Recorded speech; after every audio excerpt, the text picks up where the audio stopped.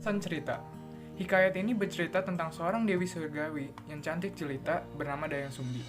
Tumang, seorang pangeran yang terkena kutukan dari dewa-dewa dan anaknya bernama Sangkuriang. Masalah cerita dimulai ketika Sangkuriang membunuh ayahnya, yaitu Tumang, ketika sedang pergi berburu dan diusir oleh ibunya.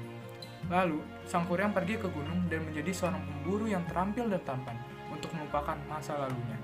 Namun, suatu hari, ia kembali ke desanya dan bertemu dengan ibunya yang tidak ia kenali, dikarenakan ibunya adalah seorang yang awet muda dan langsung jatuh cinta dengan ibunya.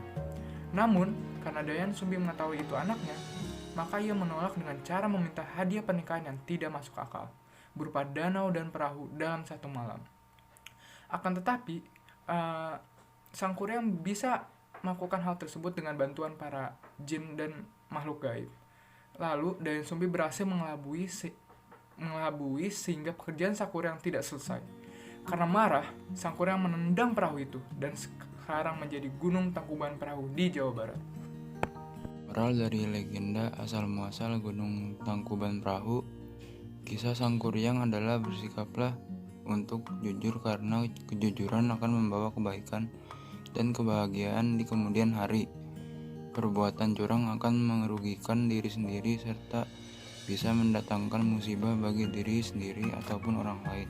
Pemberani, pemarah, pemaksa. Dayang Sumbi, cantik, baik hati dan ramah. Tumang, baik dan penyabar. Abstraksi, awalan atau pembukaan dari cerita Tangkuban Perahu yang diisi dengan asal-usul cerita tersebut dan asal daerah cerita Tangkuban Perahu.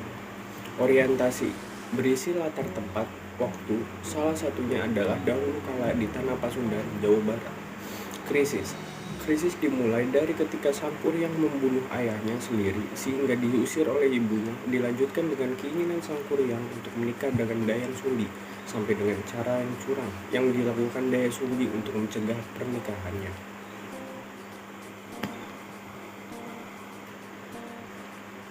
Reaksi, melengkapi krisis. Reaksi terjadi ketika Sangkuriang mengetahui kalau Dayang Sumbi melakukan aksi curang untuk menggagalkan pernikahan mereka. Sangkuriang sangat kesal, lalu melontari atau menendang perahu yang baru ia buat. Koda merupakan akhir atau penutup cerita Tangkuban Perahu yang ketika perahu yang ditendang menjadi sebuah gunung di Jawa Barat. Kaidah kebahasaan. Di dalam teks tersebut kita menemukan adanya kata-kata arkais seperti ngahiang yang merupakan arti dari alam gaib. Terus ada juga kita temukan kata melontar yang memiliki arti melempar. Serta yang terakhir adalah kata baharu yang memiliki arti baru. Kemudian adalah penggunaan konjungsi.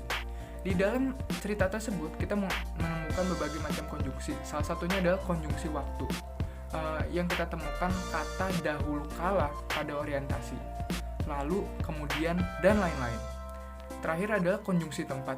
Kita dapat menemukan kata di tanah pada bagian orientasi.